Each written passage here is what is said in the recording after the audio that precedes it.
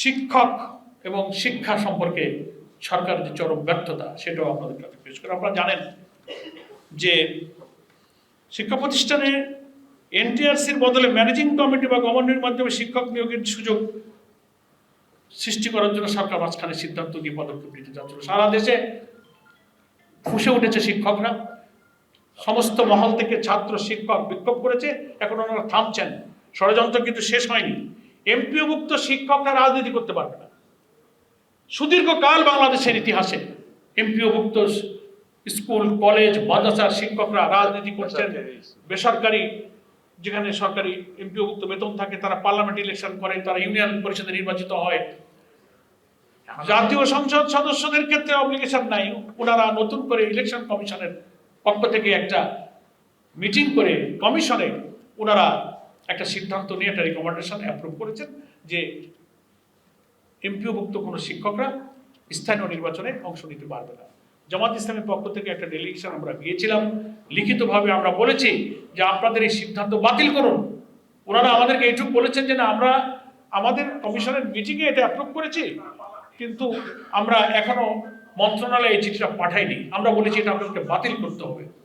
এখন নতুন করে শুনছি সরকারের উচ্চ পর্যায় থেকে শিক্ষা মন্ত্রণালয়কে নির্দেশ দেওয়া হচ্ছে যে এটার জন্য আপনারা আইন তৈরি করার জন্য খসড়া রেডি করুন। বেসরকারি প্রতিষ্ঠানের অর্থাৎ এমপিওভুক্ত শিক্ষকরা রাজনীতিতে অংশ নিতে পারবে। আমরা পরিষ্কার বলতে চাই এটা সরাসরি সংবিধান বিরোধী। প্রত্যেকটি নাগরিক তার মত প্রকাশের রাজনীতি করার অধিকার আছে বেসরকারি প্রতিষ্ঠানের চাকরি বিধি অনুযায়ী।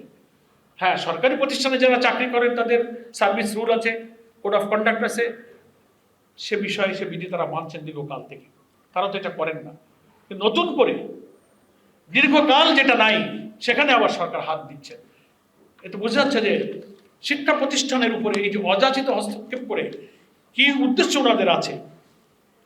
আমরা মনে করি শিক্ষাঙ্গন নিয়ে সরকার একটা চরম নৈরাজ্য সৃষ্টি করছেন, এখানে শৃঙ্খলা রক্ষায় তারা ব্যর্থ হচ্ছেন। শিক্ষকদের বেতন ভাতা প্রদান এবং নবম পে স্কেল বাস্তবায়নের যে ওয়াদা ছিল সেটা অস্বাভাবিক বিলম্ব করা হচ্ছে।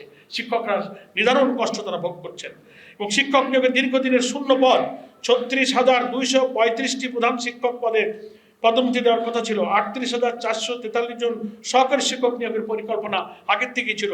এই সব পদগুলো কিন্তু এখনো পূরণ হয়নি। অবসরপ্রাপ্ত শিক্ষক যারা রিটায়ার করে আছেন, আর্থিক তাদের যে প্রাপ্য সেই প্রাপ্যগুলো তারা পাচ্ছেন না। 80,320টি আবেদন, যারা মানবিক অসুস্থ ক্যান্সারে আক্রান্ত হজে যাবেন রিটায়ারমেন্টের পরে তারা তাদের অবসরের সে ভাতাগুলো পাচ্ছে না।